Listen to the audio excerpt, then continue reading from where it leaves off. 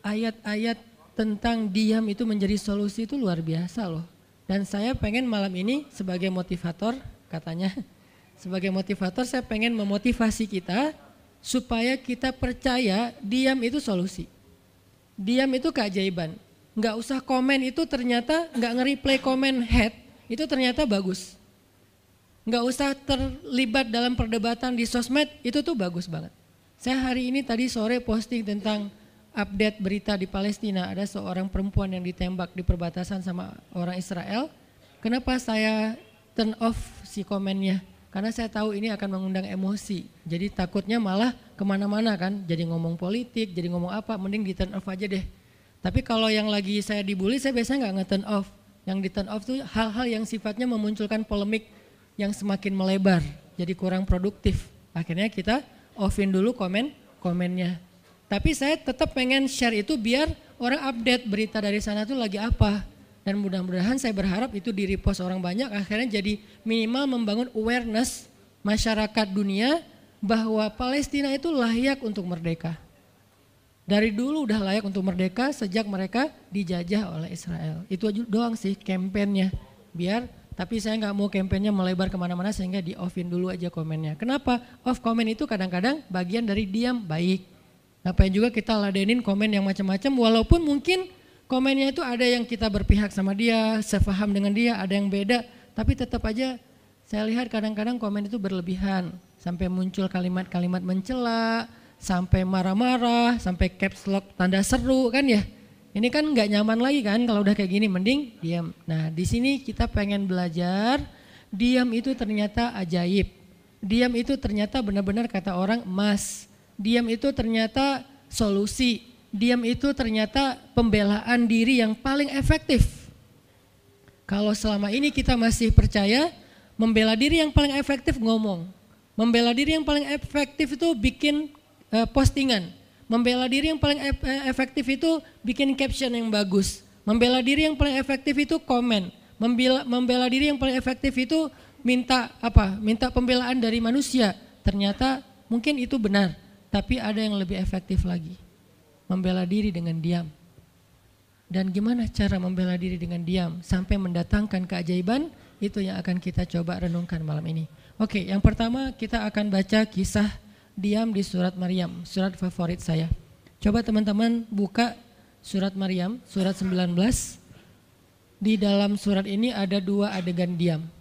Pertama, adegan diamnya Nabi Zakaria. Yang kedua, adegan diamnya Maryam. Surat 19, surat Maryam, ayat 10.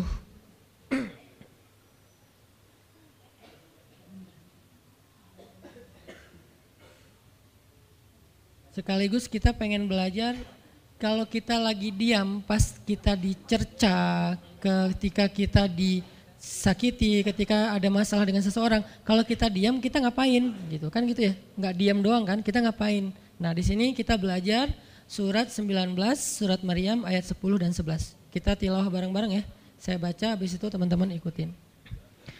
A'udzu billahi minasy syaithanir rajim. Silakan.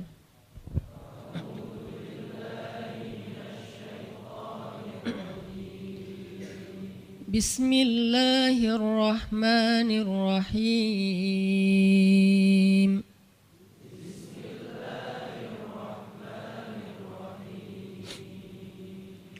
Qala rabbi ij'al li ayah.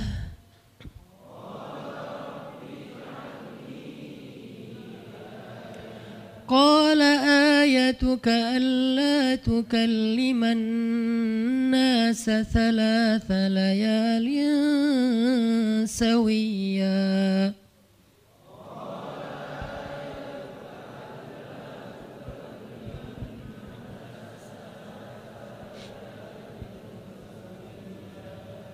فخرج على قومه من المحراب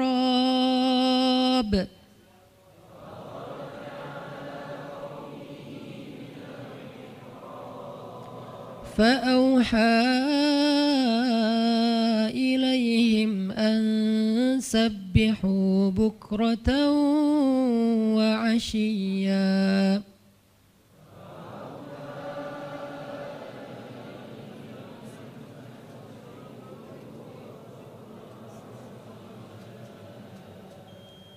Berkatalah Zakaria, Rabbi, berikanlah untukku sebuah pertanda bahwa aku akan punya anak laki-laki.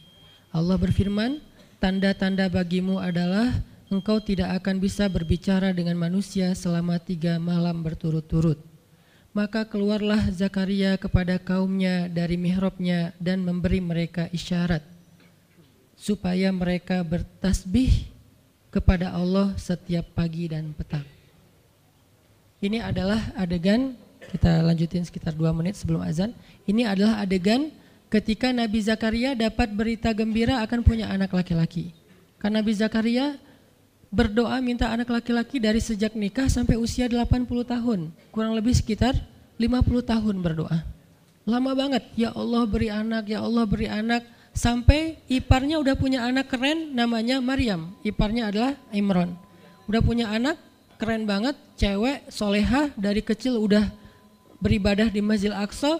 Zakaria masih minta anak, ya Allah, ya Allah, ya Allah. Sampai puncaknya Zakaria ngelihat Maryam dapat makanan dari langit.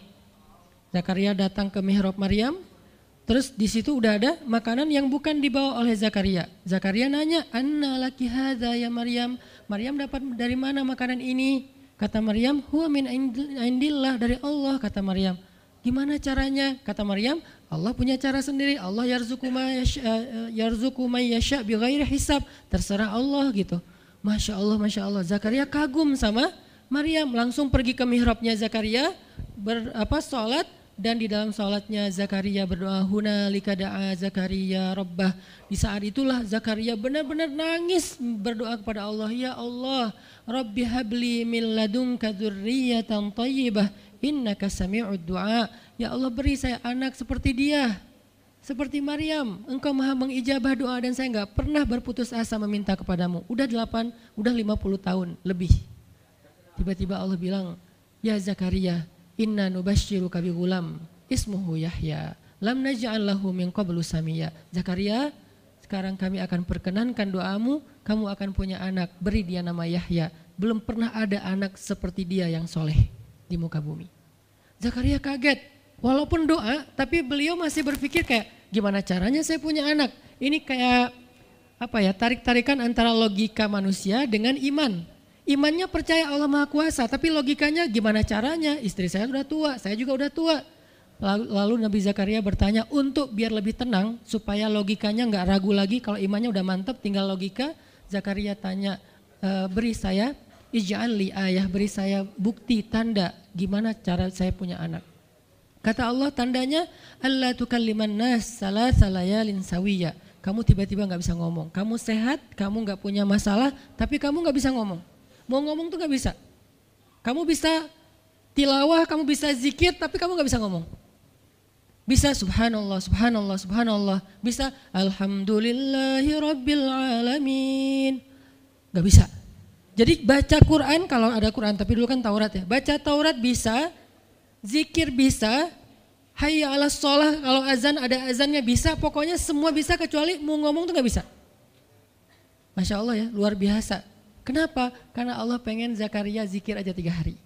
Jangan ngomong dengan manusia walaupun ucapannya baik kecuali zikir. Jadi kalau mau ngomong dengan manusia, subhanallah, masya Allah, alhamdulillah, bismillah. Cuman gitu doang ngomongnya. Gak bisa, lu mau kemana? Gak bisa. Insya Allah gitu. Jadi cuman bisa zikir. Saking Allah pengen Zakaria menghabiskan 3 hari sebelum Allah tunjukkan keajaiban hanya dengan berzikir. Apa poinnya di sini? Kalau kita pengen ada keajaiban dalam diam, maka isilah diam kita dengan zikrullah. InsyaAllah nanti kita lanjutkan setelah sholat isya. Bismillahirrahmanirrahim. Teman-teman semuanya, kita lanjutkan tadabbur kita terhadap ayat di surat Maryam, ayat 10 dan 11, kisah keajaiban yang diperoleh oleh Nabi Zakaria alaihissalam dengan Allah anugerahkan untuk beliau anak yang super duper keren luar biasa yang bernama Yahya alaihissalam. Dan salah satu cara Allah Subhanahu wa taala mendidik Nabi Zakaria untuk menjemput keajaiban itu adalah Allah menyuruh Zakaria untuk diam dan mengisi diamnya dengan zikratullah bukratan wa asiyya, mengingat Allah pada waktu pagi dan pada waktu petang. Artinya diisi dengan zikir. Dan waktu itu Nabi Zakaria menurut ulama tafsir, beliau tidak cacat lisannya, benar-benar bisa ngomong. Hanya tidak bisa bicara dengan manusia tapi bisa berzikir. Jadi beliau bisa zikir, bisa mengucapkan kalimat-kalimat Alkitab yaitu Taurat. Beliau bisa membaca ayat-ayat Allah, beliau bisa mengucapkan kalimat bismillah dan seterusnya, tapi nggak bisa ngomong dengan manusia. Dan itu terjadi selama 3 malam. Dan akhirnya setelah 3 malam, Nabi Zakaria tiba-tiba dapat berita gembira kalau istri beliau hamil. Ini pelajaran penting banget buat kita. Kalau ini pernah berlaku terjadi kepada Nabi Zakaria, keajaiban dengan cara kayak gini, maka ini juga akan terjadi kepada kita. Itulah alasan kenapa kisah tersebut direkam dalam Al-Quran, supaya dia menjadi pelajaran hudan lil muttaqin. Itu kenapa Allah katakan Al-Quran hudan lil muttaqin, petunjuk bagi orang yang bertakwa, orang yang pengen memperbaiki diri, orang yang pengen dapat solusi. Muttaqin, orang yang pengen wa may yattaqillaha yaj'al lahu makhraja, dapat jalan keluar. Wa yarzuqhu min haitsu la yahtasib, dikasih rezeki yang enggak terduga-duga. Wa may yattaqillaha yaj'al lahu min amrihi yusra, diberikan kemudahan. Wa may yattaqillaha yaj'al lahu yukaffir anhu sayyi'atih, dihapuskan semua dosa. Wa yu'zim lahu ajra, dikasih reward yang berlipat-lipat. Maka siapa yang pengen dapetin keajaiban-keajaiban orang bertakwa itu, maka jadikanlah Al-Quran sebagai petunjuknya, hudan lil muttaqin. Nah, gimana cara kita jadiin Al-Quran sebagai petunjuk? Jawabannya juga ada di ayat yang sama, la raiba fih, jangan ragukan ayat-ayat Al-Quran, termasuk kisah-kisah yang ada di dalamnya. Sehingga kalau kita benar-benar percaya kisah Nabi Zakaria mendapatkan keajaiban dengan cara diam dan zikir, maka kita coba terapin itu dalam masalah hidup kita, insya Allah kita juga akan mendapatkan keajaiban dan kejutan seperti yang didapatin oleh Nabi Zakaria. Itu pesan poin yang ada di dalam ayat 10 dan 11 surat Maryam. Sehingga buat sebagian orang yang mungkin ngerasa selama ini sering disakiti, sering dicuekin, sering didebat, sering diapain, jangan terlalu diladenin. Kadang-kadang ada teman saya nanya ke saya, Ustadz, ini ada yang ngomongin Ustadz gini di sosmed, perlu kita balas nggak nih? Saya bilang udah diamin aja. Itu tuh santai, tapi sebetulnya itu ada kayak alasan kenapa saya memilih sikap itu, bukan karena kayak males ribut. Sebetulnya kadang-kadang kan ribut itu kayak nyenengin ya, kayak olahraga apa ya, emosi gitu kan. Rame-rame di sosmed itu kayak asik kan, kayak kita ngegame gitu kan. Jadi nge-replay komen-komen orang kayak lucu-lucuan gitu. Saya pernah lihat Rachel V-nya bagus juga sih, ini bukan dalam hal negatif tapi positif, makanya saya sebutnya nama. Rachel itu kan main kemarin ke Australia sama New Zealand. Terus ada dia lagi foto-foto gitu di sana bareng dengan suaminya. Tiba-tiba ada yang komen, Sel, lo gak cocok di tempat itu, tempatnya bagus tapi gara-gara lo jadi kurang bagus gitu.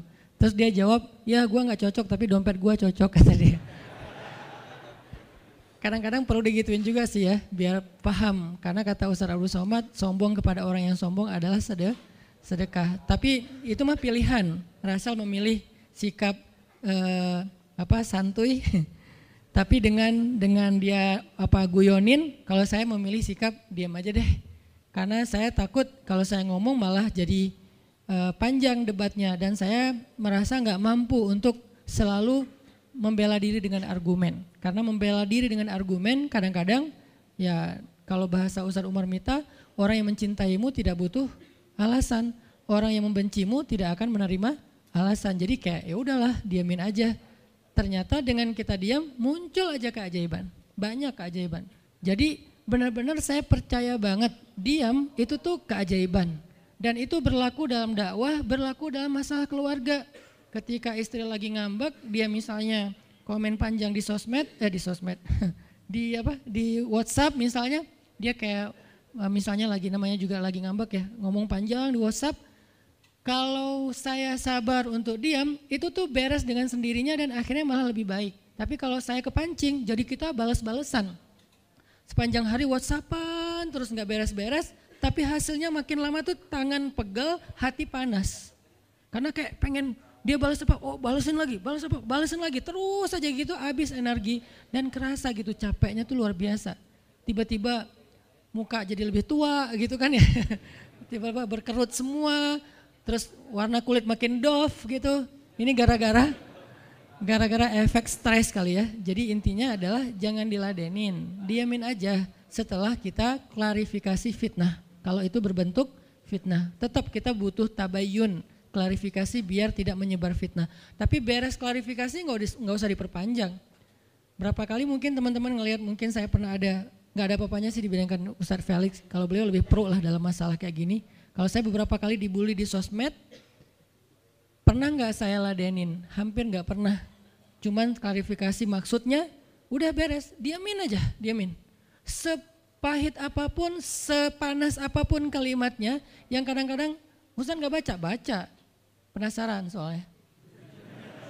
Kalau kita diam karena nggak baca, mungkin nggak ada challenge-nya kan. Ini baca, komennya semua sampai ribuan itu satu-satu dibaca tuh. Oh gini ya. Bisa gini ya orang ngomong teh, terus aja dibacain satu-satu. Capek cari air putih, minum lagi, baca lagi gitu. Terus sampai beres dibaca itu. Mungkin 2 hari lah baru khatam. Saking banyaknya komen. Tapi mencoba lagi belajar, bukan udah jago enggak, sama sekali enggak. Mencoba lagi belajar, bisa enggak setelah udah panas banget, gergetan banget beberapa, udah bisa banget tuh dibalesin, di replay. Jangan deh, ada yang udah di replay panjang, dihapus lagi enggak jadi. Kenapa? Karena masih belajar yakin diam itu keajaiban. Dan selama ini saya ngebuktiin diam itu emang keajaiban. Kenapa? Karena Allah pernah mengisahkan kisah Zakaria dan kisah-kisah yang lain. Bagaimana mereka dapetin keajaiban dengan cara diam. Ini yang kita coba pengen rubah sedikit persepsi kita. Enggak selalu bela diri dengan ngomong. Kadang kita bela diri itu dengan diam. Enggak selalu kita dapetin keajaiban itu dengan hanya mengandalkan manusia, tapi justru kita dapetin keajaiban saat kita mengandalkan Allah Subhanahu wa taala. Itu tuh dahsyat. Yang kedua, sekarang setelah Nabi Zakaria dapat keajaiban anak yang soleh banget, sampai Allah kisahkan di ayat 13 gimana solehnya dia, 14, 15 dan seterusnya.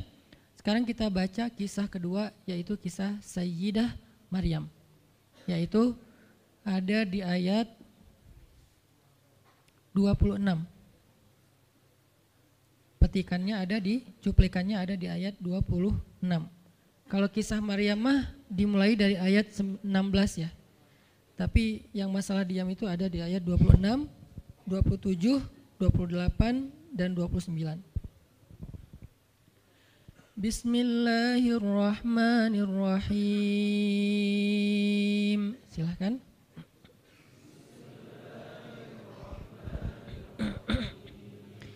فكلي واشربي وقري عينا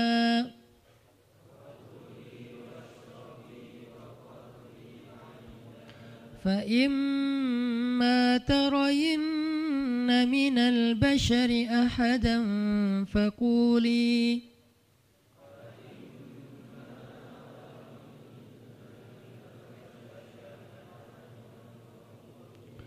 فقولي إني نذرت للرحمن صوما فلن أكلم اليوم إنسيا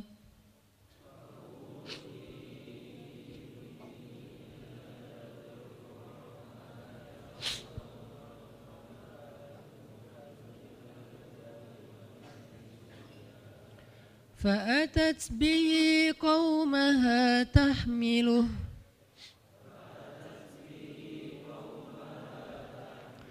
قالوا يا مريم لقد جئت شيئا فريا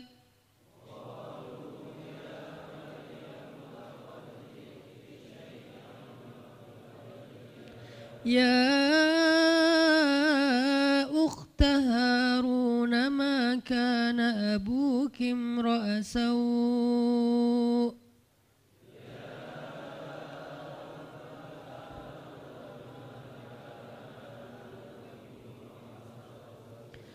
Ma kana abuki imra'a saw'in wa ma kanat ummuki baghiya.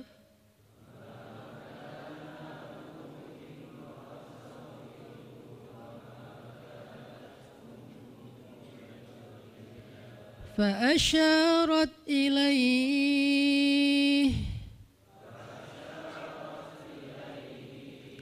قالوا كيف نكلم من كان في المهد صبيا.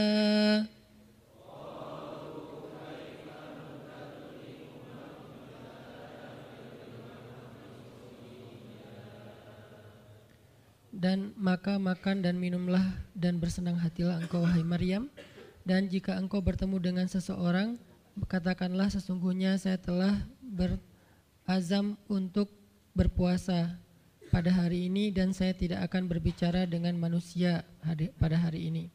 Lalu Maryam pun datang kepada kaumnya sambil menggendong bayinya.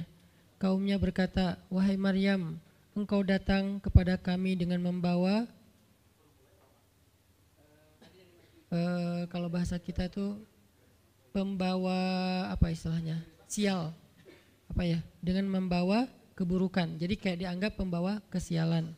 Wahai saudari Harun, sesungguhnya ayahmu bukanlah seorang yang nista ataupun pendosa, dan begitu juga dengan ibumu bukanlah perempuan yang hina.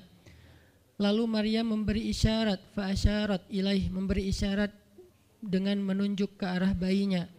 Lalu mereka berkata, bagaimana kami akan berbicara dengan seorang bayi yang masih digendong oleh ibunya, maksudnya masih terlalu kecil. Ini adalah cuplikan adegan Maryam ketika baru pulang kampung. Jadi ceritanya di ayat sebelumnya, ketika kandungan Maryam semakin besar dan enggak bisa disembunyikan dari penglihatan manusia, Maryam pun pergi menjauh ke sebuah tempat yang tidak ada siapa-siapa. Fahamalathu fantabadat bihi makanan qasiyya. Dia menjauh, mengucilkan diri ke tempat yang enggak dilihat oleh siapa-siapa sampai melahirkan.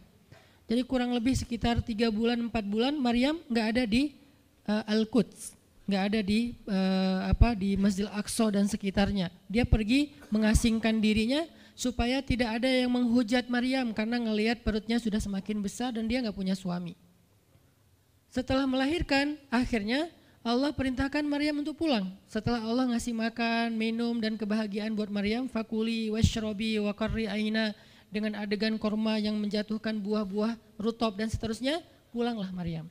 Nah, Maryam tahu ketika dia pulang dengan membawa bayi, dia pasti akan dihujat, dicela, dicaci maki, dibully oleh kaumnya. Lalu Allah memberi kepada Maryam bekal, gimana cara ngadepin yang kayak gitu-gitu. Kata Allah, kalau kamu ketemu manusia, ketemu orang-orang, ketemu kaummu, bilang ke mereka, saya tidak berdebat hari ini. Saya enggak akan berdebat. Jadi dia tetap bisa ngomong, tapi dia bilang, saya enggak akan berdebat. Saya enggak akan bicara dengan siapapun hari ini, karena saya sudah bernazar untuk diam. Bilang kayak gitu kepada kaummu. Maka fa'atat bihi qaumaha tahmiluh. Maka datanglah Maryam kepada Al-Quds, kepada kota Al-Quds dengan membawa bayinya yang digendong. Datang. Baru dari ujung kota kelihatan Maryam, muncullah orang-orang Bani Israel semuanya rame di pasar-pasar mereka, semuanya menghadang Maryam. Maryam tiba-tiba dihadang di gerbang kota Al-Quds. Gak boleh masuk kota Al-Quds. Tadinya ada yang satu orang lihat, Maryam, langsung dia datang ke kota, dia umumkan ke semua orang, wahai Bani Israel, perempuan yang hina yang kita cari-cari sekarang sudah datang membawa bayi haramnya, membawa bayi selingkuhnya, membawa bayi hasil zinanya. Akhirnya orang-orang yang ada di Masjidil Aqsa, yang ada di rumah-rumah, yang ada di pasar, semuanya berkumpul di depan gerbang kota. Menghalang Maryam masuk. Kebayang gak perasaan Maryam? Padahal dia itu lahir di situ, dia beribadah di situ, ayahnya orang situ, ulama pula, pamannya nabi pula di situ, tapi dia sekarang dihadang oleh semua penduduk Al-Aqsa, penduduk Al-Quds, Bani Israel. Ketika Maryam mendekat, mereka mengatakan, ya Maryam, laqad ji'ti syai'an fariya. Ini bahasa Al-Quran. Kalau aslinya lebih tercela daripada ini, karena ini bahasa Al-Quran yang tinggi, Allah menggunakan bahasa simbolik saja. Yang terjadi mereka mencela Maryam. Mereka bilang, Maryam kamu pembawa sial, Maryam kamu perempuan hina, Maryam kamu tukang zina, Maryam kamu selingkuh, Maryam kamu ternyata pelakor, segala macam.